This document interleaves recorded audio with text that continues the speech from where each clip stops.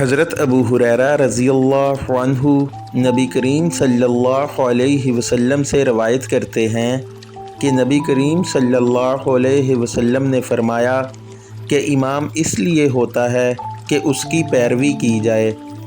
اس لیے تم اس سے اختلاف نہ کرو۔ جب وہ رکوع کرے تو تم بھی رکوع کرو،